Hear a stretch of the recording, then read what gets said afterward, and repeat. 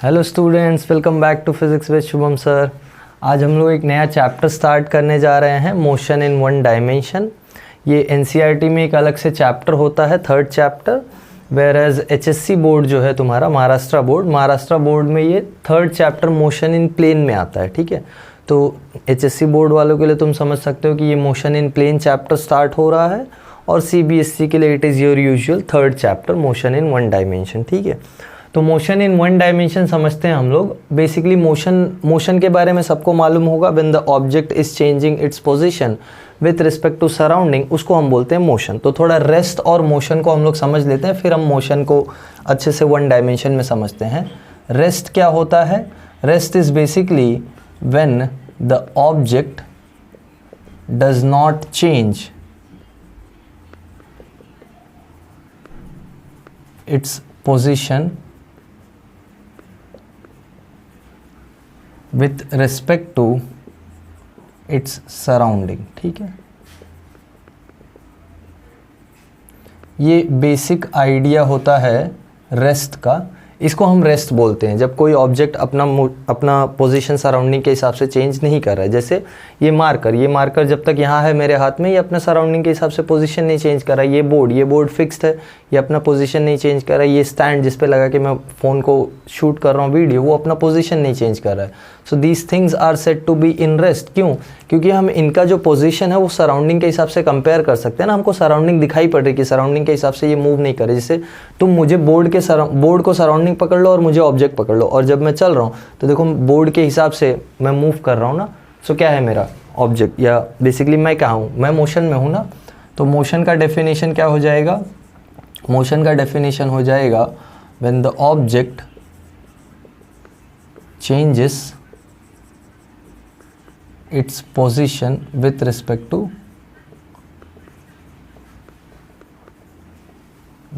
What? Its surrounding. ठीक है, ये बेसिक आइडिया है रेस्ट और मोशन का। तो हमको जो पढ़ना है मोशन, वो है motion in one dimension. Motion in one dimension का मतलब होता है motion in a straight line. तो मैं मोशन इन वन डायमेंशन अब स्टार्ट करने जा रहा हूँ, ज़रा ध्यान देंगे। मोशन इन 1D, इसका मतलब होता है motion along a straight line. मतलब देखो, अपने पास 3 डायमेंशंस होते हैं ना, x, y और z।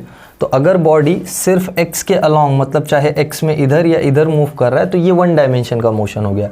या बॉडी सिर्फ y में ऊपर या नीचे y में मूव कर रहा है, तो ये भी वन डायमेंशन हो गया। ये या बॉडी सिर्फ z में आगे या पीछे मूव कर रहा है, तो ये भी वन डायमेंशन हो गया।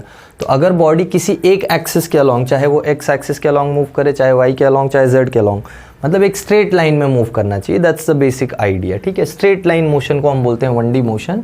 स्ट्रेट लाइन मोशन का और एक नाम है जो शायद तुमने सुन रखा हो, उसको हम लोग बोलते हैं रेक्टिलिनियर मोशन। ठीक है, तो इसी को रेक्टिलिनियर मोशन भी बोला जाता है। कोई परेशानी की बात नहीं है, तुमने ऑलरेडी वर्ड अगर सुना है तो आज क्लियर हो गया होगा।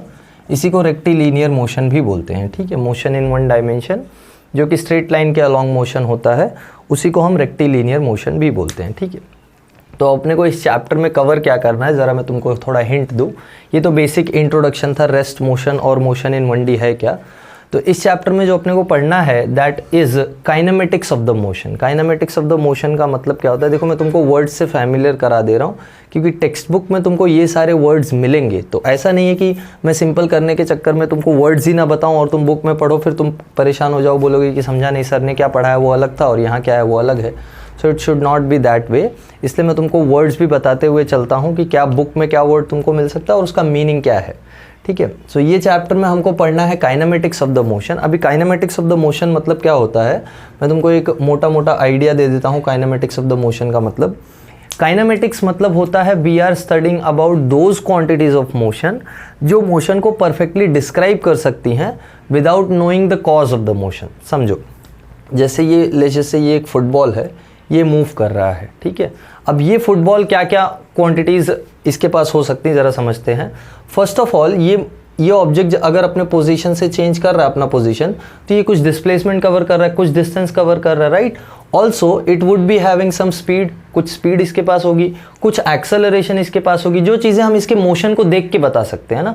हम अगर किसी ऑब्जेक्ट को देखें मूव करते हुए तो हम क्या क्या बता सकते हैं? हम बता सकते हैं कि हाँ ये इतना डिस्प्लेसमेंट कर रहा है या इतना डिस्टेंस कवर कर रहा है, इतने टाइम में कवर कर रहा है, तो डिस्टेंस और टाइम मिला तो स्पीड बता सकते हो, डिस्प्लेसमेंट टाइम मिला तो वेलोसिटी बता सकते हो, और अगर उसका वेलोसिटी चेंज हो रहा है तो तुम एक्सेलरेशन भी बता सकते हो। इतना कुछ तुम मोशन को देख के बता सकते हो, राइट। बट अगर तुमको ये फुटबॉल दिखे मूव करते हुए तो तुम ये नहीं बता पाओगे कि इसको किसने किक किया। अगर तुमने सोर्स ऑफ मोशन नहीं देखा या कॉज ऑफ मोशन नहीं देखा है तो तुम सिर्फ मोशन को देख के कॉज नहीं बता पाओगे। मेरी बात समझ में आ रही? काइनेमेटिक्स में हम कॉज ऑफ द मोशन पे बात नहीं करते हैं। काइनेमेटिक्स में हम सिर्फ उन क्वांटिटीज़ का बात करते हैं जो मोशन को देख के एक्सट्रैक्ट की जा सकती है। मोशन हो रहा है, हमने मोशन को देखा और हमने उसमें से ये क्वांटिटी समझ ली कि हाँ ये क्वांटिटीज़ हैं इस मोशन के पास। So those are kinematics of the motion. और उसमें हम कुछ स्पेसिफिक क्वांटिटीज़ का बात करते हैं, जैसे डिस्टेंस हो गया, डिस्प्लेसमेंट हो गया, स्पीड हो गया, वेलोसिटी हो गया एंड एक्सेलरेशन। इन क्वांटिटीज़ के बारे में बात करते हैं। Whereas there is another part to the motion which is called as dynamics of the motion, जो तुम laws of motion चैप्टर में पढ़ोगे आगे चल के। डायनेमिक्स ऑफ द मोशन में तुम पढ़ते हो कि मोशन स्टार्ट कैसे हुआ, मोशन कितनी एनर्जी पोजेस कर रहा है, मोशन का मोमेंटम क्या है, ये सब चीज़ें। अगर कोलिजन होगा तो क्या होगा, मोशन में फोर्स चेंज हो सकता है या नहीं, ये सारी चीज़ें। तो whenever we are starting to talk about कि मोशन हुआ कैसे स्टार्ट या मोशन का ओवरऑल इफेक्ट क्या होगा, ये सब अगर तुमको पता करना है तो उसके लिए हम लोग डायनेमिक्स ऑफ द मोशन में जाते हैं, ठीक है। तो अभी फ़िलहाल हमको ये चैप्टर में काइनेमेटिक्स ऑफ द मोशन करना है, इसीलिए इस चैप्टर को काइनेमेटिक्स भी बोलते हैं। सिंपल काइनेमेटिकल इक्वेशंस पढ़ा होगा ना तुमने, तो ये काइनेमेटिक्स ही चालू हो रहा है आज तुम्हारा। तो काइनेमेटिक्स इन वन डायमेंशन हम लोग करने जा रहे हैं, ज़रा देखते हैं।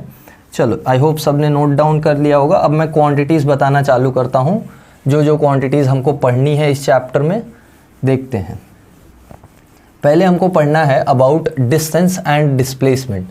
ज़रा ध्यान से सुनना, ये बहुत इंटरेस्टिंग कॉन्सेप्ट और बहुत सिंपल कॉन्सेप्ट है, बट कन्फ्यूजन रह जाता है बच्चों को। क्यों कन्फ्यूजन रह जाता है? क्योंकि तुम उसको ठीक से समझते नहीं हो एक्सप्लेनेशन को, या maybe there are many reasons, ठीक है। तो अभी हम लोग स्टार्ट करने जा रहे हैं डिस्टेंस, इसको हम बोलते हैं पाथ लेंथ, ठीक है।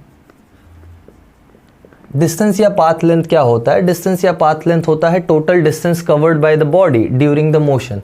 तो जैसे सपोज एक एग्जांपल ले लो, सुनो मेरी बात। यहाँ पॉइंट ए है, पॉइंट ए से बॉडी स्टार्ट करता है, पॉइंट बी पे जाता है। लेट्स कंसीडर पॉइंट बी है 5 मीटर दूर, ठीक है। तो 5 मीटर का डिस्टेंस कवर कर रहा है बॉडी ए से बी जाने में। सपोज कर लो बॉडी बी से सी गया, ठीक है। ये डिस्टेंस है 4 मीटर, पॉइंट सी। तो अब मुझे कोई पूछे कि बॉडी ए से सी तक जाने में टोटल कितना डिस्टेंस कवर कर रहा है, तो मैं बताऊंगा ए से बी तक 5 मीटर और बी से सी तक 4 मीटर, तो टोटल 9 मीटर का डिस्टेंस कवर कर रहा है। So this is as simple as it sounded. जितना सिंपल ये सुनाई दिया ना, उतना ही सिंपल है भी ये। बस तुमको टोटल डिस्टेंस कैलकुलेट करना है, दैट्स ऑल। सो डिस्टेंस और path length is the total distance और लेंथ ऑफ द पाथ और length of the path traveled by the body, as simple as that, ठीक है। इसी को हम डिस्टेंस या पाथ लेंथ बोलते हैं। Path length simple simple word होता है। पाथ लेंथ, उसका मीनिंग समझो ना, पाथ का लेंथ, जितना पाथ बॉडी चला है उसी का लेंथ तुमने मेजर कर लिया, ठीक है। देखो ये भी यहाँ से यहाँ तक वन डायमेंशन में मोशन है, ये भी यहाँ से यहाँ तक वन डायमेंशन में मोशन है, तो इसीलिए हम लोग बोल रहे हैं कि ये मोशन इन 1D है, ठीक है, फाइन। स्ट्रेट लाइन के अलॉन्ग मोशन हुआ है, that's the whole point here. एक स्ट्रेट लाइन में मोशन हो तो उसी को हम 1D बोल देते हैं। चलो, इसका यूनिट क्या होता है? SI unit. SI unit as simple as you all know, it is metre. Metre में होता है SI यूनिट, कोई बड़ी बात नहीं है, ठीक है। इसको हम डिनोट करते हैं, डिस्टेंस को हम डिनोट कर सकते हैं स्मॉल d से, या पाथ लेंथ को हम डिनोट कर सकते हैं स्मॉल d से। डिस्टेंस के लिए यूनिट है मीटर, फाइन। नेक्स्ट क्वांटिटी है डिस्प्लेसमेंट। डोंट वरी, अभी ये बेसिक इंट्रोडक्शन चल रहा है डिस्टेंस और डिस्प्लेसमेंट का। इसको हम S से डिनोट करते हैं। डिस्प्लेसमेंट क्या होता है? सुनो, डिस्प्लेसमेंट होता है change in position of the body. ये बेसिक डेफिनेशन है डिस्प्लेसमेंट का। चेंज इन पोजीशन मतलब टोटल पोजीशन कितना चेंज हुआ है। इसको जब हम लोग डिफाइन करते हैं, so it is defined as shortest distance. अभी बताता हूँ शॉर्टेस्ट डिस्टेंस वर्ड क्यों यूज़ किया है। Shortest distance between final position and initial position of the body.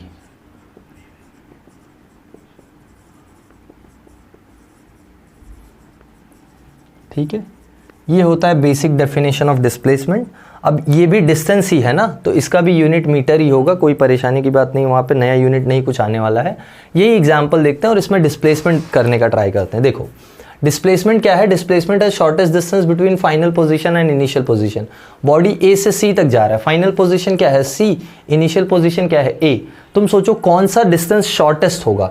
मेरे हिसाब से तो दो पॉइंट्स के बीच में शॉर्टेस्ट डिस्टेंस एक स्ट्रेट लाइन होती है। अगर ये तुमको पता है तो बहुत अच्छी बात है, वरना मैथ्स में तुमको ये चीज़ पता होनी चाहिए कि shortest distance between any two points is always a straight line. मतलब ये वो डिस्प्लेसमेंट का वैल्यू है, हमेशा एक स्ट्रेट लाइन शॉर्टेस्ट डिस्टेंस होती है। और हम क्या पढ़ रहे हैं, मोशन इन स्ट्रेट लाइन ना, तो इसीलिए शॉर्टेस्ट डिस्टेंस डिस्प्लेसमेंट होता है। ठीक है, सो motion when ever happens then the shortest distance between initial and final position is defined as displacement। ये पाइथागोरस थ्योरम दिखाई पड़ रहा है तुमको क्लियरली, ये 90 डिग्री है, 5 मीटर्स 4 मीटर्स, तो ये कितना हो जाएगा under root of 5 square plus 4 square कितना होगा 25 प्लस 16, 25 प्लस 16 कितना हो जाएगा 49, सॉरी 39 आई गेस, नहीं ठीक है 25 प्लस 16 ये कितना हो जाएगा 1 आई गेस 41। ठीक है, so this is going to be root 41। Fine, 25 plus 10 35, 35 और 6 41, so this is going to be root 41। अब ज़रा इसको कंपेयर करते हैं, ज़रा देखना रूट 41 की वैल्यू क्या होती है, या अगर मैं कुछ ऐसा नंबर लूँ जिससे ये सिंप्लीफाई होके कोई एक स्पेसिफिक वैल्यू दे। ठीक है, इसको मैं 3 मीटर्स ले लेता हूँ ना, तो ये आई गेस सिंपल हो जाएगा। जब ये 3 मीटर होगा तो ये कितना हो जाएगा 9 होगा तो 34। ठीक है, तभी भी नहीं आ रहा है, चलो ठीक है 8 और 6 से इजीली आ जाएगा। ठीक है, ये 8 मीटर ये 6 मीटर्स, 8 और 6 का लेके देखते हैं, परेशान मत हो, एग्जाम्पल में कुछ भी नंबर हो सकता है। So this is 64, this is 36, तो ये आंसर आ जाएगा root 100, that is going to be 10 metres. Fine, ज़रा टोटल डिस्टेंस ये एग्जाम्पल में निकालो और टोटल डिस्प्लेसमेंट निकालो। ये एग्जाम्पल में टोटल डिस्टेंस कितना हो जाएगा, टोटल डिस्टेंस हो जाएगा 8 प्लस 6 यानी 14 मीटर्स। वेराज डिस्प्लेसमेंट अगर मैं निकालूं तो डिस्प्लेसमेंट वहाँ से कैलकुलेट करके कितना आ रहा है 10 मीटर्स। ज़रा ध्यान से देखो, डिस्टेंस है 14, डिस्प्लेसमेंट है 10, इसका मतलब डिस्प्लेसमेंट डिस्टेंस से छोटा हुआ ना, हाँ या ना, डिस्प्लेसमेंट डिस्टेंस से छोटा हुआ या नहीं। तो मैं क्या तुमको बता रहा हूँ, ज़रा ध्यान दो, whenever body is moving from one point to the other point and in doing so if the body changes its direction, अगर बॉडी अपना डायरेक्शन चेंज कर रहा है, ज़रा ध्यान से देखो, स्ट्रेट चल रहा था, इसने 90 डिग्री का टर्न लिया है तो डायरेक्शन चेंज किया है। सो whenever body changes its direction you will always find that displacement is less than distance। तुम ये एग्जाम्पल को ऐसे समझो, देखो जैसे ये बॉडी पॉइंट ए यहाँ है, पॉइंट ए से बी पे गया और बी से सी पे गया। ठीक है, ये वही, ये 8 मीटर ये 6 मीटर वापस। अब ज़रा मुझे बताओ डिस्टेंस और डिस्प्लेसमेंट कितना होगा। अगर ये एग्जांपल में तुम डिस्टेंस कैलकुलेट करोगे तो 8 प्लस 6 14 मीटर्स। फाइन, डिस्प्लेसमेंट कैलकुलेट करो। डिस्प्लेसमेंट होता है shortest distance between initial and final point, but initial और फाइनल पॉइंट में अभी भी शॉर्टेस्ट डिस्टेंस स्ट्रेट लाइन ही होगा ना, और स्ट्रेट लाइन अभी भी 14 मीटर्स है, तो डिस्प्लेसमेंट भी 14 मीटर्स आया। तो ज़रा ध्यान दो, जब बॉडी ने अपना डायरेक्शन चेंज नहीं किया तो उस केस में डिस्टेंस और डिस्प्लेसमेंट सेम हो गए। Where as in any other case, जैसे सोचो यहाँ बी से डायरेक्शन चेंज करके यहाँ आ जाता या यहाँ चला जाता, तो बाकी के हर एक केस में डिस्प्लेसमेंट छोटा हो जाता डिस्टेंस से। और एक एग्जांपल देखो बता देता हूँ, जैसे ये बॉडी ए है, यहाँ से यहाँ जाता है बी पे। ठीक है, ये 8 मीटर, ये पॉइंट बी से ये बॉडी रिटर्न आता है और यहाँ आके रुकता है पॉइंट सी पे। ठीक है, और ये 6 मीटर है। मतलब बॉडी कहाँ से कहाँ गया है, ज़रा ध्यान दो, बॉडी पहले ए से बी गया, फिर बी से सी गया। ठीक है, टोटल डिस्टेंस कितना कवर किया है बॉडी ने, ए से बी जाने में 8 मीटर चला होगा, बी से सी आने में और 6 मीटर, तो डिस्टेंस तो अभी भी कितना है 14 मीटर्स है ना। व्हाट अबाउट डिस्प्लेसमेंट, डिस्प्लेसमेंट होता है शॉर्टेस्ट डिस्टेंस बिटवीन इनिशियल और फाइनल। फाइनल है तुम्हारा सी, इनिशियल है ए, और ये डिस्टेंस कितना है, ये 2 मीटर्स है, तो डिस्प्लेसमेंट कितना आ रहा है, डिस्प्लेसमेंट आ रहा है 2 मीटर्स। ज़रा ध्यान दो, डिस्टेंस 14 है, डिस्प्लेसमेंट 2 मीटर्स है, तो डिस्प्लेसमेंट छोटा हुआ डिस्टेंस से। तो यही मैं तुमको समझाने का ट्राई कर रहा हूँ कि displacement is usually less than distance whenever body changes the direction except for one case when the body does not change the direction, distance and displacement are same. तो ये बात यहाँ एक स्टार मार्क करके लिख लो, displacement is less than equal to distance. Okay? हमेशा याद रखना, displacement is less than equal to distance. और ये कैसे समझा, ये ऐसे समझा कि बॉडी जब भी पोजीशन अपना चेंज कर रहा है या जब भी बॉडी अलग अलग पॉइंट पे अलग अलग डिस्टेंस में जा रहा है तो उसका डिस्प्लेसमेंट हमेशा टोटल डिस्टेंस से कम ही आता है। और एक चीज़ देखो, जैसे ये केस में इनिशियल पोजीशन और फाइनल पोजीशन को डिफाइन करना चाहूँ तो ये पॉइंट सपोज अब एक्स एक्सिस कंसिडर करते हैं, ये 0 पॉइंट है, ये बॉडी एक्स से आगे बढ़ता है और कुछ डिस्टेंस जाता है, let this be 1 metre 2 metre और ये 3 मीटर। ठीक है, बॉडी 3 मीटर गया। Okay, let's say body O से यहाँ तक आया 3 मीटर। अब 3 मीटर से बॉडी वापस घूम के सपोज यहाँ आ गया और ये है -1 मीटर्स। ठीक है, बॉडी घूम के वापस यहाँ पे आ गया है। ध्यान दो ज़रा, बॉडी पहले यहाँ से 3 तक जाता है, फिर 3 से यहाँ घूम के आ जाता है, तो टोटल डिस्टेंस कितना हो जाएगा ज़रा ध्यान दो। 0 से 3 तक जाने में 3 मीटर्स का डिस्टेंस, 3 से -1 तक आने में डिस्टेंस कितना कवर हुआ, 1 metre 2 metre 3 metre 4 metre, 4 metre का डिस्टेंस कवर हुआ है 3 से -1 पहुंचने में। तो टोटल डिस्टेंस कितना आया यहाँ पे, टोटल डिस्टेंस आया 3 इधर 4 इधर, यानी 7 मीटर्स। व्हाट अबाउट डिस्प्लेसमेंट, ज़रा डिस्प्लेसमेंट सोचो। डिस्प्लेसमेंट इनिशियल पोजीशन ये है, फाइनल पोजीशन ये है, तो ये -1 है और ये इनिशियल पोजीशन 0, तो इनका डिफरेंस -1 आएगा, तो डिस्प्लेसमेंट -1 मीटर्स। मतलब डिस्प्लेसमेंट नेगेटिव भी हो सकता है। ये क्या बात हुई, ये बात ये है कि जब भी काइनेमेटिक्स में हम लोग डिस्प्लेसमेंट मेजर करते हैं ना, तो इनिशियल पॉइंट बहुत इंपॉर्टेंस का होता है। इनिशियल पॉइंट से अगर तुम पीछे चले जाओ तो तुम्हारा डिस्प्लेसमेंट नेगेटिव हो गया। इसको ऐसे समझो, जैसे मैं यहाँ से चलना स्टार्ट करता हूँ, देखो जहाँ तक तुमको विजिबल हो, आई होप ये विजिबल होगा। यहाँ से चलना स्टार्ट करता हूँ, लेट दिस बी पॉइंट 0 से मैं चल के यहाँ तक आता हूँ, तो ये कुछ डिस्टेंस कवर किया मैंने, फिर रिटर्न गया मैं 0 पे, ये और कुछ डिस्टेंस कवर किया मैंने, फिर रिटर्न आके उल्टे डायरेक्शन में मैं यहाँ तक चल के आ गया हूँ। अब देखो मेरा ओरिजिनल पोजीशन वहाँ था, वहाँ से चल के मैं यहाँ पीछे आ गया, तो ये इनिशियल पोजीशन, ये फाइनल पोजीशन। तो इनिशियल पोजीशन अगर 0 है तो फाइनल पोजीशन नेगेटिव हुआ ना, पीछे है उसके। जब तक इसके आगे हो तब तक पॉजिटिव है, जब इसके पीछे आ गए तो नेगेटिव है। इसको अगर नहीं समझ में आया तो नंबर लाइन से रिलेट करने का, एकदम सिंपल। नंबर लाइन में तुम जहाँ से स्टार्ट करते हो, जैसे फॉर एग्जाम्पल ये है, देखो तुमको मैं डिस्प्लेसमेंट का एक फॉर्मूला बता देता हूँ, इससे तुमको समझ में आएगा। देखो डिस्प्लेसमेंट क्या होता है, displacement is equal to final position minus initial position. बस यही कर रहे हैं हम लोग, फाइनल पोजीशन में से इनिशियल पोजीशन को सबट्रैक्ट कर रहे हैं, बस और कुछ नहीं। और फाइनल पोजीशन कैसे डिसाइड हो रही है, फाइनल पोजीशन नंबर लाइन से डिसाइड हो रही है। देखो फाइनल पोजीशन यहाँ पे आके कितना मिला, ये पॉइंट कितना है, कितने डिस्टेंस पे ओरिजिनल पोजीशन से, तो वही हम लोग निकाल रहे हैं यहाँ से यहाँ तक का डिस्टेंस। तो ये डिस्टेंस तुमको कैसे मिल जा रहा है, देखो ओरिजिनल पोजीशन तुम्हारा 0 पे है, ये 0 है, यहाँ से स्टार्ट हो रहा है, और यहाँ तक का डिस्टेंस तुम 0 से कैसे निकाल रहे हो, पाइथागोरस थ्योरम से। तो तुम जब डिस्प्लेसमेंट निकाल रहे हो तो तुम कर रहे हो final position 10 minus initial position, that is giving you 10 metres. ठीक है, this is how you are calculating displacement. यहाँ भी तुम वही कर रहे हो, ज़रा ध्यान से देखो, फाइनल पोजीशन है -1, तो ये हो जाएगा final position minus initial position, यानी आंसर -1। तो हमेशा तुम final position minus initial position कर रहे हो। तो जैसे यहाँ देख लो, ये फाइनल पोजीशन, ये इनिशियल पोजीशन। फाइनल पोजीशन किधर है, फाइनल पोजीशन है 2 पे और इनिशियल पोजीशन किधर है 0, तो डिस्प्लेसमेंट 2 मीटर्स। तुम हमेशा ये कर रहे होते हो, जब भी तुम डिस्प्लेसमेंट फाइंड कर रहे होते हो ना, तुम final position minus initial position कर रहे होते हो। ये बात याद रखना, ठीक है। डिस्प्लेसमेंट मतलब final position minus initial position, ठीक है। अब जरा ध्यान से देखो, डिस्प्लेसमेंट के बारे में हम लोग ने इन सारे एग्जाम्पल से क्या समझा, ये समझा कि जब भी डायरेक्शन चेंज हो रहा है डिस्प्लेसमेंट की वैल्यू चेंज हो जा रही है ना। अरे हाँ या ना, देखो ना, डायरेक्शन ऐसे चेंज हुआ तो डिस्प्लेसमेंट की वैल्यू कुछ इस तरह चेंज हुई। डायरेक्शन नहीं चेंज हुआ तो डिस्प्लेसमेंट की वैल्यू चेंज नहीं हुई।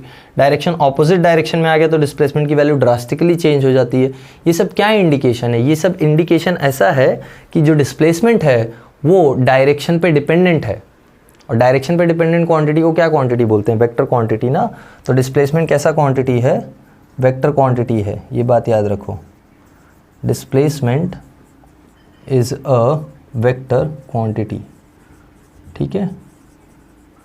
देखो तुमको इतना डिटेल में डिस्प्लेसमेंट के बारे में इसलिए बता रहा हूँ मैं, क्योंकि तुम्हारे छोटे छोटे कन्फ्यूजन्स होते हैं जो हटते नहीं हैं, फिर तुम परेशान रहते हो, कोई क्वेश्चन को किस तरह से सॉल्व कर रहा है वो तुमको समझ में नहीं आता है, क्योंकि तुमको ये सब बेसिक कॉन्सेप्ट्स नहीं पता होते हैं, क्या चल रहा है डिस्प्लेसमेंट में, एक्चुअली क्या हो रहा है, क्या क्या हो सकता है, ये सब कुछ मैं तुमको यहाँ पे एक्सप्लेन कर रहा हूँ।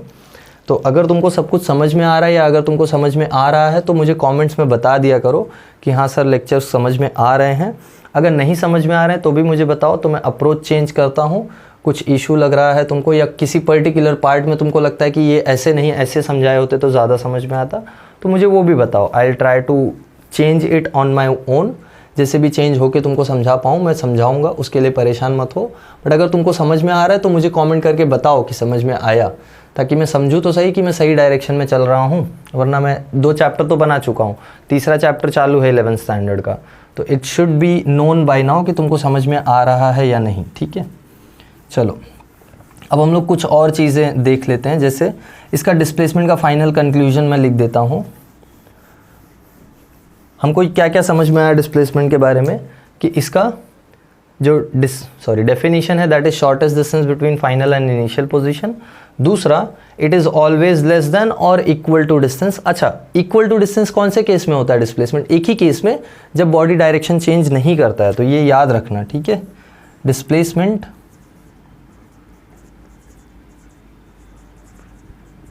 is equal to distance when body does not change direction। ठीक है, ये याद रखना। Otherwise displacement is always less than distance. ठीक है, हमेशा लेस देन डिस्टेंस होता है, ये एक पॉइंट। दूसरा पॉइंट क्या, ज़रा ध्यान दो। दूसरा पॉइंट ये कि डिस्प्लेसमेंट, अभी हम लोग ने देखा डिस्प्लेसमेंट कैसा है, it can be positive, positive तो हो रहा है, नेगेटिव और ज़ीरो। ज़ीरो का केस समझता है? देखो ज़ीरो डिस्प्लेसमेंट का केस देख लो। जैसे ये बॉडी यहाँ से स्टार्ट करे, ठीक है, यहाँ जाए और डायरेक्शन चेंज करके पॉइंट बी से वापस पॉइंट ए पे आ जाए, है ना। अब देखो फाइनल पोजीशन क्या है, पॉइंट ए, इनिशियल पोजीशन क्या है, पॉइंट ए। तो डिफरेंस निकालोगे या डिस्प्लेसमेंट निकालोगे तो ये हो जाएगा a minus A, that is zero. तो displacement can be zero as well, positive भी हो सकता है, नेगेटिव भी हो सकता है, ज़ीरो भी हो सकता है। समझ में आई बात क्या बोल रहा हूँ? तो ऐसे समझ के रखो इसको। Whereas distance is always positive, distance हमेशा पॉजिटिव होगा, ये बात याद रखना, क्योंकि वो लेंथ ऑफ द पाथ है ना, पाथ जो तुम चलोगे उसका कुछ ना कुछ तो लेंथ होगा ही, और वो नेगेटिव नहीं हो सकता है। जैसे इसी केस में देख लो, यहाँ से यहाँ जाने में 5 मीटर लग रहा है, तो यहाँ से यहाँ आने में 5 मीटर, तो डिस्टेंस 5 + 5 यानी हमेशा पॉजिटिव आएगा 10 मीटर्स। तो डिस्टेंस हमेशा positive, displacement positive, negative, zero, कुछ भी हो सकता है। ठीक है, चलो ये final conclusions about distance and displacement. I hope सबने नोट डाउन कर लिया होगा। बढ़िया, अब हम लोग आगे बढ़ते हैं और अगली क्वांटिटी देखते हैं जो कि है स्पीड। ठीक है, जैसे हमने डिस्टेंस और डिस्प्लेसमेंट देखा ना, वैसे हम स्पीड और वेलोसिटी देखेंगे। डिस्टेंस क्या था, स्केलर था। अच्छा, डिस्टेंस स्केलर है, ये तो सबको समझ गया होगा ना। डिस्टेंस को देखो ना, डायरेक्शन चेंज करो तो कोई फ़र्क नहीं पड़ रहा है, हमेशा पाथ का लेंथ ऐड ही हो रहा है और कुछ नहीं। पाथ का लेंथ तो हमेशा ऐड होते हुए चल रहा है ना, तो उसको डायरेक्शन से कोई लेना देना नहीं है। तो डिस्टेंस स्केलर है, डिस्प्लेसमेंट वेक्टर है, ये बात याद रख लो। ये मैंने डिस्प्लेसमेंट वेक्टर लिख दिया है, तो ऑफकोर्स डिस्टेंस स्केलर होगा, ये तुमको पता होना चाहिए। बट ठीक है, कोई बात नहीं। आई होप तुमको समझ में आ रहा है। तो मुझे बताओ यार, समझ में आ रहा है तो मुझे कमेंट्स में बताओ, तो मैं आगे कंटिन्यू करूँ। मेरे पास काफ़ी कुछ है, जैसे इस चैप्टर के नोट्स भी मैं तुमको डाल दूंगा ग्रुप डिस्क्रिप्शन में लिंक, तो वहाँ से एक्सेस कर लेना मोशन इन 1 डायमेंशन के नोट्स। ठीक है, चलो आगे बढ़ते हैं। नेक्स्ट क्वांटिटी देखते हैं, स्पीड। ठीक है, हम लोग स्पीड के बारे में बात करेंगे। स्पीड होता क्या है, ज़रा ध्यान दो। स्पीड होता है डिस्टेंस अपॉन टाइम। ये सिंपल डेफिनेशन है, distance divided by time. Okay, और इसको एलैबोरेट वर्ड्स में डिफाइन करने जाओ तो it is the distance travelled by the body in a given interval of time, और it is the ratio of distance travelled by the body to the time in which the distance is travelled. तो distance upon time ही चारों तरफ से घुमा फिरा के यही बात बोली जा रही है कि ये डिस्टेंस अपॉन टाइम होता है। इसका यूनिट हो जाएगा मीटर पर सेकेंड। फाइन, अब हमको मालूम है डिस्टेंस स्केलर क्वांटिटी है, टाइम स्केलर क्वांटिटी, तो स्पीड कैसा क्वांटिटी हो गया, स्केलर क्वांटिटी। तो ये बात याद रख लो, ठीक है। अब स्पीड में दो टाइप्स होते हैं जो हमको पढ़ने हैं। एक होता है average speed, average speed. Average speed का फॉर्मूला समझ लो। एवरेज स्पीड को हम लोग डिनोट करते हैं वी एवरेज, ठीक है। वी एवरेज या एवरेज स्पीड होता है total distance upon total time. इसको एग्जाम्पल को ऐसे समझो कि एक इंसान गाड़ी चला के आया, ठीक है। एक इंसान गाड़ी चला के आता है या आती है, समझ लो 10 किलोमीटर इंसान ने गाड़ी चलाई। Let this be point A. Point A से गाड़ी चला के इंसान पॉइंट बी तक जाता है, ओके। अब ध्यान दो, पॉइंट ए से पॉइंट बी 10 किलोमीटर लंबा रास्ता है, और लेट्स कंसीडर कि इंसान को सपोज आधा घंटा लगता है, ठीक है, हाफ एन आवर लगता है आधा घंटा ड्राइव करने में 10 किलोमीटर। अब सोचो, ऐसा तो है नहीं कि ये इंसान एक फिक्स स्पीड से पूरे रास्ते चलेगा, नहीं। रास्ते में बहुत कुछ हो सकता है। रास्ते में तुम्हारे ब्रेकर हो सकता है, रास्ते में तुम्हारे सिग्नल हो सकता है, रास्ते में तुम्हारे हाईवे हो सकता है। ब्रेकर पे स्पीड कम हो सकती है, सिग्नल अगर बंद है तो स्पीड 0 हो सकती है, अगर हाईवे पे हो तो स्पीड हाई हो सकती है, या ट्रैफिक में हो तो स्पीड अलग हो सकती है। मतलब ये 10 किलोमीटर का रास्ता ऐसा रास्ता नहीं है कि रनवे पे प्लेन भाग रहा है सीधे स्पीड से, ऐसा नहीं है ना। रास्ता तो अलग अलग चीज़ों से वो है ना, लैस है, अलग अलग चीज़ें हैं ना रास्ते में। जब अलग अलग चीज़ें हैं रास्ते में तो स्पीड भी अलग अलग होगी। बट अगर तुम इस पर्सन को पूछो कि तुम किस स्पीड से आए, तो पर्सन क्या बोलेगा? पर्सन बोलेगा since it took me half an hour to drive 10 kilometres, क्योंकि मुझे 10 किलोमीटर चलाने में आधा घंटा लगा है, तो मेरा स्पीड 20 किलोमीटर पर आ रहा होगा। तो पर्सन ने क्या किया, देखो पर्सन ने टोटल डिस्टेंस लिया, उसको डिवाइड बाय टोटल टाइम कर दिया, तो उसने अपनी एवरेज स्पीड तुमको बताई है। पर्सन ने तुमको बताया है कि एवरेज स्पीड कितना है बाई डूइंग दिस कैलकुलेशन। यहाँ से आता है 20 किलोमीटर पर आवर। ये होता है एवरेज स्पीड का concept.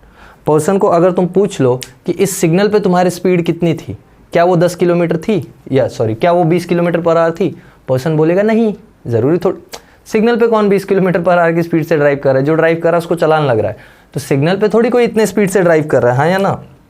So the idea is, of course बंद सिग्नल की बात कर रहा हूँ मैं, बंद सिग्नल पे तो गाड़ी रुकी हुई होगी ना, तो सिग्नल पे ये स्पीड नहीं है। अगर कोई पूछे हाईवे पे क्या स्पीड है, हाईवे पे 20 की स्पीड से कोई ड्राइव करता है क्या? कोई 20 की स्पीड से ड्राइव करेगा तो उसको बगल वाले चिल्ला के जाएंगे कि इतना स्लो क्यों चला रहा है। हाईवे तो भगाने के लिए होता है ना, हाईवे पे 40-50 यूजुअल स्पीड होती है, राइट, 50-60। तो क्यों इतना कम स्पीड अपने को मिल रहा है? ये हम पूरे पाथ का डिस्टेंस देख रहे हैं, पूरा पाथ जो है डिवाइडेड बाय टोटल टाइम, हम उसमें सारे फैक्टर्स को एवरेज आउट कर ले रहे हैं, तो ये एवरेज स्पीड का कॉन्सेप्ट होता है। वेयर एज दूसरा जो है दैट इज इंस्टेंटेनियस स्पीड, ठीक है। इंस्टेंटेनियस स्पीड क्या होता है, इसको हम वी इंस्टेंटेनियस से डिनोट करते हैं। इंस्टेंटेनियस स्पीड होता है distance travelled in a very short interval of time.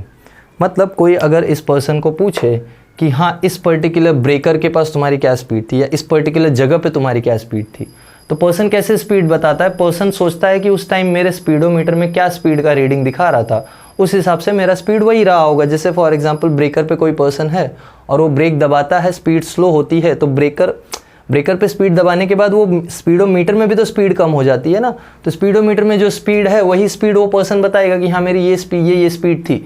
या हाईवे पे अगर स्पीड कोई पूछ ले तो हाईवे पे पर्सन सोचेगा कि हाईवे पे जब मैं गाड़ी भगा रहा था तो उस टाइम पे मेरे स्पीडोमीटर में स्पीड क्या दिखा रहा था। तो ये सब चीज़ें या ये सब केसेस हैं, जैसे कोई पर्सन से पूछे ये पॉइंट पे ए से बी के रास्ते में इस पॉइंट पे क्या स्पीड थी, तो ये मैंने डेरिवेटिव में बहुत अच्छे से तुमको एक्सप्लेन किया है कि जब हम एक पर्टिकुलर इंस्टेंट पे पहुंचते हैं तो क्या होती हैं चीज़ों को, क्या होता है चीज़ों को, तो उस टाइम पे हमको एक अप्रॉक्सीमेशन करना पड़ता है। एंड द अप्रॉक्सीमेशन इज, हम कंसिडर करते हैं कि बहुत शॉर्ट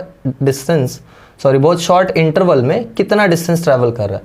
मतलब ये इतना डिस्टेंस बहुत छोटे से इंटरवल, सपोज कर लो ये dt टाइम में, छोटा सा इंटरवल में इतना डिस्टेंस ट्रैवल कर रहा है, तो इसको बोलते हैं इंस्टेंटेनियस स्पीड को डिफाइन करते हैं लिमिटिंग वैल्यू, ध्यान दो, limiting value of average speed, ये इसका डेफिनेशन होता है। इसको मैथमेटिकली कैसे डिफाइन करते हैं? Mathematically instantaneous speed is defined as limiting value, और लिमिट क्या है? लिमिट है टाइम इंस्टेंट ऑलमोस्ट ज़ीरो, मतलब किसी एक इंस्टेंट पे तुम डिफाइन कर रहे हो और उस इंस्टेंट पे स्पीड का वैल्यू क्या है। This is how you define it mathematically, समझे? ये फंक्शन तुमको तब समझ में आएगा जब तुम मैथ्स में लिमिट्स चैप्टर करोगे। लिमिट्स एंड कंटिन्यूटी चैप्टर में तुमको मैथ्स में मिलेगा, वहाँ तुमको ये फंक्शन का मीनिंग समझेगा कि इसका मीनिंग क्या है। मैं तुमको यहाँ मोटा मोटी मीनिंग बता देता हूँ। मीनिंग ये है कि हम लोग टाइम इंटरवल को ज़ीरो कर रहे हैं। ज़ीरो मतलब ज़ीरो पे जा नहीं रही है, टेंड्स टू ज़ीरो है, मतलब ऑलमोस्ट ज़ीरो कर रहे हैं। इसकी वजह से हम किसी एक इंस्टेंट पे पहुँच जाते हैं और स्पीड निकाल लेते हैं, ठीक है। तो ये इंस्टेंटेनियस स्पीड का केस होता है। दूसरा क्या है, या नेक्स्ट क्या है? नेक्स्ट है वेलोसिटी, ठीक है। अब वेलोसिटी बताता हूँ। वेलोसिटी होता है डिस्प्लेसमेंट अपॉन टाइम।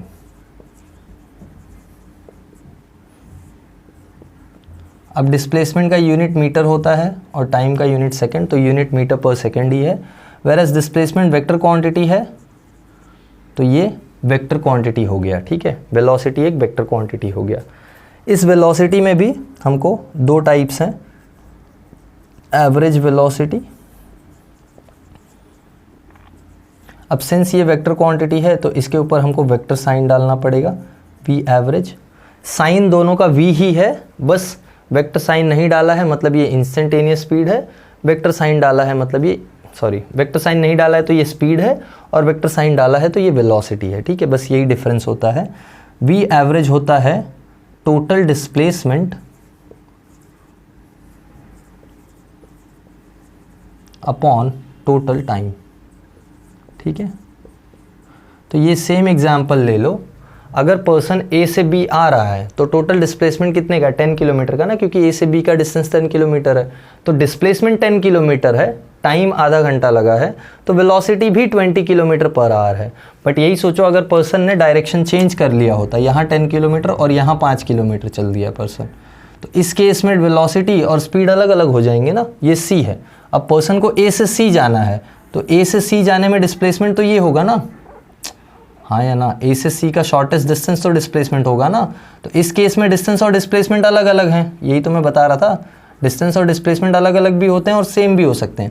अब ये तुम्हारा डिस्प्लेसमेंट है, वेरएज ये तुम्हारा डिस्टेंस है, ये डिस्प्लेसमेंट, ये डिस्टेंस। समझ में आई बात? तो डिस्प्लेसमेंट और डिस्टेंस अलग अलग है, तो यहाँ पे स्पीड और वेलोसिटी अलग अलग हो जाएगी। बट जब तक बॉडी अपना डायरेक्शन चेंज नहीं कर रहा है तब तक स्पीड और वेलोसिटी भी सेम होते हैं। जैसे जब तक बॉडी डायरेक्शन चेंज नहीं कर रहा था डिस्टेंस और डिस्प्लेसमेंट सेम थे ना, तो जब डिस्टेंस और डिस्प्लेसमेंट सेम है तो स्पीड भी और वेलोसिटी भी सेम हुए ना। तो ये total displacement upon total time होता है। इसको हम लोग डिनोट कैसे करते हैं? इसको हम लोग डिनोट करते हैं delta s by delta T, मतलब टोटल कितना डिस्प्लेसमेंट है इन व्हाट टाइम, ठीक है। वेयर एज इंस्टेंटेनियस स्पीड जो होता है, इंस्टेंटेनियस वेलोसिटी, स्पीड तो हो गया ना। इंस्टेंटेनियस वेलोसिटी क्या होता है? V instantaneous. फिर वही कहानी, हमको किसी एक टाइम इंस्टेंट पे पहुंचना पड़ेगा, तो इसको भी डिफाइन करते हैं limiting value of average velocity, limiting value of average velocity, ठीक है। जो एवरेज वेलोसिटी उसी की लिमिटिंग वैल्यू, यानी वी इंस्टेंटेनियस होता है limit delta t tends to zero, कहाँ से कहाँ? V average, right, average velocity. ज़रा आप सब्स्टिट्यूशन करते हैं और तुमको एक नया फंक्शन इंट्रोड्यूस कराता हूँ मैं यहाँ पे। Limit delta t tends to zero, v average क्या है? Delta s by delta t ना, तो ये हो जाएगा delta s by delta t. अगर तुमको वेक्टर फॉर्म में रखना है तो यहाँ वेक्टर फॉर्म डाल दो, कोई परेशानी की बात नहीं है। तुम धीरे धीरे समझोगे कि जब अगर वन डायमेंशन में होती हैं चीज़ें तो वेक्टर साइन डालने का ज़रूरत नहीं होता है। बट यहाँ क्योंकि डायरेक्शन चेंज हो रहा है तो हम लोग वन डिस्प्लेसमेंट के लिए वेक्टर साइन डाल के चलते हैं, नो प्रॉब्लम फॉर दैट। चलो यहाँ भी डाल देते हैं। अब ये जो फंक्शन है ना, इसको जब तुम आगे सिंप्लीफाई करते हो तो तुमको मिलता है derivative of displacement with respect to time. ये बहुत इंपॉर्टेंट पॉइंट है, ध्यान देना। इंस्टेंटेनियस वेलोसिटी जो होती है वो पोजीशन का डेरिवेटिव होता है या डिस्प्लेसमेंट का डेरिवेटिव होता है। मतलब तुमको मैंने डेरिवेटिव्स तुमको वेक्टर्स के लास्ट लेक्चर में या मैथमेटिकल मेथड्स के लेक्चर में सिखाया है मैंने, वो वीडियो डाल दिया है चैनल पे, तो देख लेना, या यहाँ मैं लिंक पिन कर रहा हूँ, यहाँ पे भी देख लेना, ठीक है, या तुमको डिस्क्रिप्शन में भी लिंक डाल दूंगा, ठीक है। तो तुम वो जाओ और डिफरेंशिएशन और इंटीग्रेशन का वीडियो ध्यान से देखो कि डिफरेंशिएशन और इंटीग्रेशन होता क्या है, डेरिवेटिव का मीनिंग क्या होता है, तो तुमको ये फंक्शन समझ में आएगा। या जिन लोगों को ऑलरेडी डेरिवेटिव्स पता है और ये वीडियो देख रहे हैं तो उनको ऑलरेडी आइडिया लग चुका होगा मैं क्या बात कर रहा हूँ, ठीक है। चलो फाइन, तो इंस्टेंटेनियस वेलोसिटी जो होती है वो डिस्प्लेसमेंट का डेरिवेटिव होती है विथ रिस्पेक्ट टू टाइम, ठीक है। तो यूनिट वगैरह तो सेम ही है, यूनिट सबका मीटर पर सेकेंड है सबका, चाहे एवरेज स्पीड हो, चाहे इंस्टेंटेनियस स्पीड हो, चाहे एवरेज वेलोसिटी, चाहे इंस्टेंटेनियस वेलोसिटी, ठीक है। फाइन, थोड़ा अब इसके बारे में बातें कर लेते हैं। नोट डाउन आई होप सब ने कर लिया होगा, नहीं किया है तो बैक जाओ, बैक मतलब पीछे जाओ, पीछे मतलब 10 सेकेंड 20 सेकेंड पीछे कर लो वीडियो और वहाँ जाके देख लो जब मैं नहीं था तुम्हारे सामने मतलब इस वीडियो पे, इसके सामने नहीं, दीवार बन के खड़ा था, तब तुम देख के लिख सकते हो, ठीक है। चलो अब हमको थोड़ा इसके बारे में कुछ इंपॉर्टेंट पॉइंट्स देखने हैं कि एवरेज स्पीड, इंस्टेंटेनियस स्पीड, ये सब मिल के हमको क्या बताने का ट्राई कर रहे हैं और मोशन कैसा कैसा हो सकता है, ठीक है। देखो फर्स्ट ऑफ ऑल जो हमको एवरेज स्पीड, इंस्टेंटेनियस स्पीड ये सब पता चला है, तो डिस्टेंस और डिस्प्लेसमेंट जब तक सेम होंगे तब तक एवरेज स्पीड और इंस्टेंटेनियस स्पीड भी सेम होगी ना, सॉरी एवरेज स्पीड और एवरेज वेलोसिटी भी सेम होगी ना, क्योंकि डिस्प्लेसमेंट और डिस्टेंस सेम हो जाएंगे। सो इंपॉर्टेंट पॉइंट्स देखो, when distance is same as displacement, और ये कब होता है, ये होता है when body does not change its direction, है ना, ये तभी होता है ना। तो जब बॉडी अपना डायरेक्शन चेंज नहीं करता है तब ये केस होता है। तो इस केस में average speed is same as average velocity, ठीक है। एवरेज वेलोसिटी मतलब एवरेज वेलोसिटी का मैग्नीट्यूड, एवरेज वेलोसिटी का जो वैल्यू है वो एवरेज स्पीड के वैल्यू से मैच करता है। बाकी एवरेज वेलोसिटी अभी भी वेक्टर क्वांटिटी है, एवरेज स्पीड अभी भी स्केलर क्वांटिटी है, तो scalar can not be equal to vector, scalar can be equal to magnitude of vector, ठीक है, क्योंकि magnitude of a vector is a scalar. तो ये वेक्टर्स के बारे में तुमको पता होना चाहिए, it's very very important, okay. Next क्या पता चल रहा है, नेक्स्ट पता ये चल रहा है कि जब डिस्टेंस और डिस्प्लेसमेंट सेम है तो एवरेज स्पीड, एवरेज वेलोसिटी तो सेम ही है। If the speed is constant, if the speed is constant, ये समझ लेते हैं। अगर स्पीड कांस्टेंट है, कांस्टेंट मतलब क्या, कांस्टेंट मतलब पर्सन यहाँ से निकला 10 किलोमीटर पर आवर की स्पीड से ड्राइव करते हुए या 20 की स्पीड से जैसे भी, और पूरे रास्ते 20 की ही स्पीड से ड्राइव कर रहा है। आइडियल कंडीशन समझ लो कि पर्सन के रास्ते में ना ही कोई स्पीड ब्रेकर आया है, ना ही कोई सिग्नल आया है, ना ही कुछ भी नहीं, मतलब एक सीधा रोड है जिस पे पर्सन को ड्राइव करना है। तो पर्सन एक कांस्टेंट स्पीड से ड्राइव कर रहा है। तो जब कांस्टेंट स्पीड से ड्राइव करता है तो वो केस में average speed is same as instantaneous speed, ये बात समझ लो। मतलब अगर पर्सन पूरे रास्ते 20 के स्पीड से ड्राइव कर रहा है तो कोई पर्सन को पूछे कि इस पॉइंट पे कितनी स्पीड थी, 20 ही तो थी, इंस्टेंटेनियस स्पीड भी 20 ही थी। कोई पूछे इस पॉइंट पे क्या स्पीड थी, 20 ही तो थी, क्योंकि पूरे रास्ते उसने 20 से ही ड्राइव किया है, तो हर जगह पे स्पीड 20 ही है। So if the speed is constant then instantaneous speed is same as average speed, very important, instantaneous speed is same as average speed. बाकी किसी केस में जब स्पीड कांस्टेंट नहीं है तो एवरेज स्पीड और इंस्टेंटेनियस स्पीड अलग अलग होंगे, ये ध्यान रखना, ठीक है, फाइन। और यही इसी में जब डिस्टेंस डिस्प्लेसमेंट सेम होते हैं तो average velocity is also same as instantaneous velocity, ठीक है, फाइन। ये जो केस है इसको बोलते हैं यूनिफॉर्म मोशन, इसको क्या बोलते हैं, यूनिफॉर्म मोशन। मतलब मोशन यूनिफॉर्म है जहाँ पे स्पीड किसी भी पॉइंट पे चेंज नहीं हो रही है, और अगर डायरेक्शन नहीं चेंज करता है बॉडी तो ये भी केस है, ठीक है, ए से बी तक डायरेक्शन बॉडी चेंज नहीं कर रहा है। समझ में आया, ये स्पीड के बारे में सब कुछ समझ में आया, आई होप समझ में आया होगा। समझ में आया है तो कमेंट में बताओ समझ में आया करके, ठीक है। चलो अब हम लोग आगे बढ़ते हैं और नेक्स्ट क्वांटिटी देखते हैं जो कि है एक्सेलरेशन, ठीक है। हम लोग एक्सेलरेशन इन मोशन देख लेते हैं। एक्सेलरेशन के भी दो पार्ट्स होंगे या दो टाइप्स होंगे, बस ये है कि एक्सेलरेशन हमेशा वेक्टर क्वांटिटी होता है, एक्सेलरेशन का कोई स्केलर या वैसा फॉर्म नहीं है। So we are talking about acceleration. Acceleration होता है चेंज इन वेलोसिटी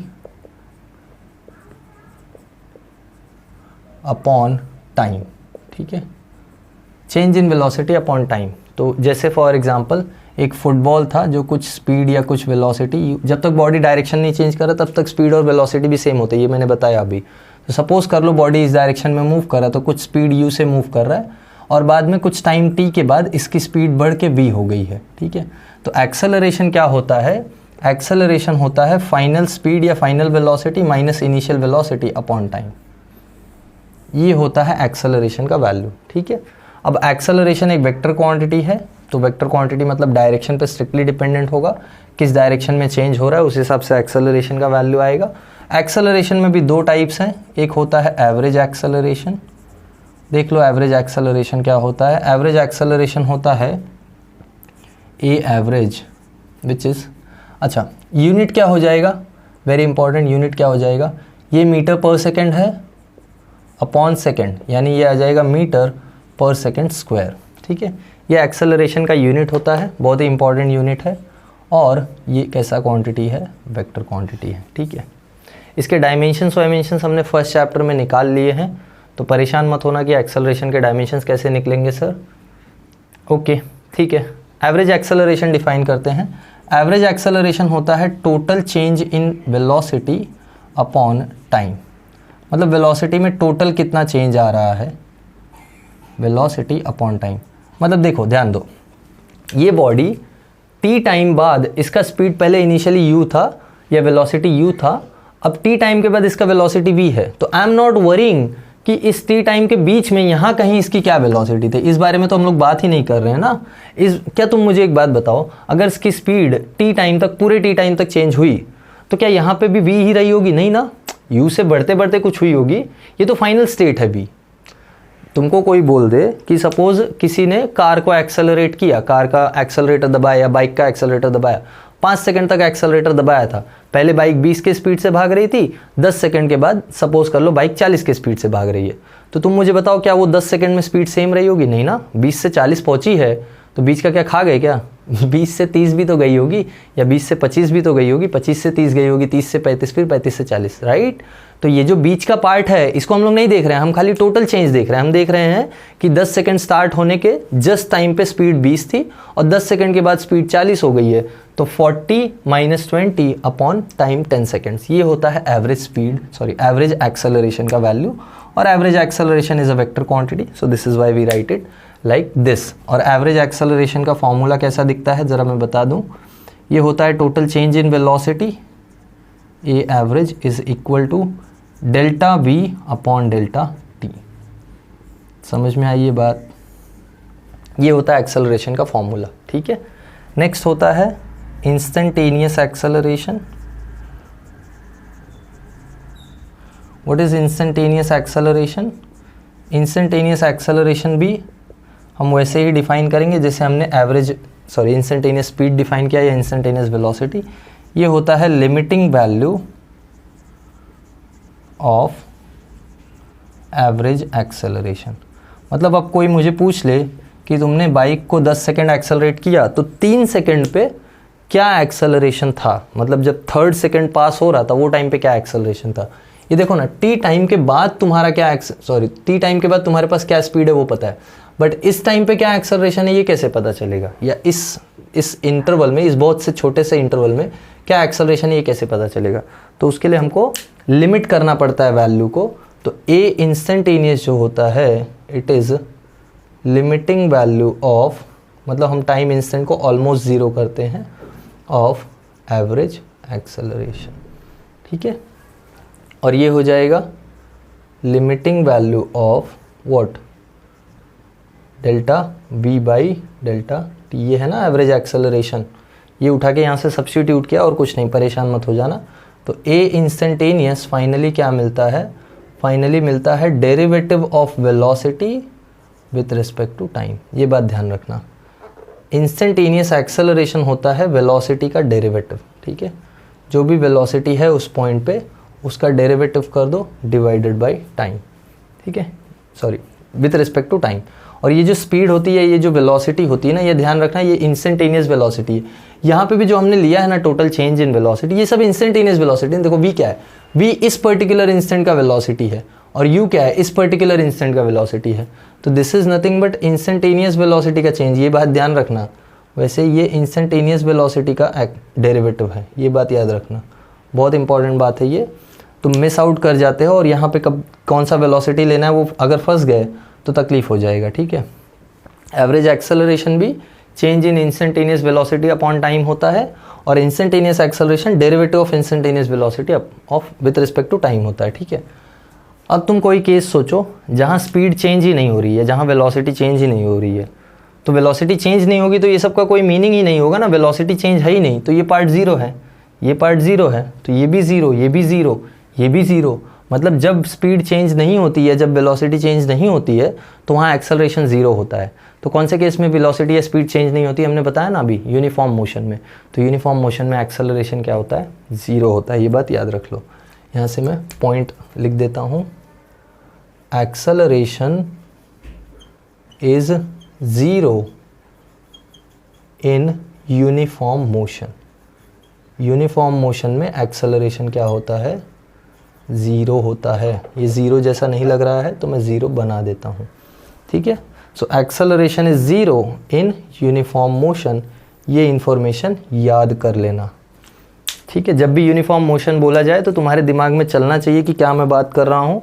मैं बात कर रहा हूँ एक्सेलरेशन ज़ीरो का, मैं बात कर रहा हूँ स्पीड सेम का, मैं बात कर रहा हूँ स्पीड और वेलोसिटी सेम होने का, मैं बात कर रहा हूँ इंस्टेंटेनियस स्पीड, इंस्टेंटेनियस वेलोसिटी, सब कुछ सेम होने का, ठीक है। वहाँ कुछ भी चेंज नहीं हो रहा है, वो यूनिफॉर्म मोशन होता है, which is very very important.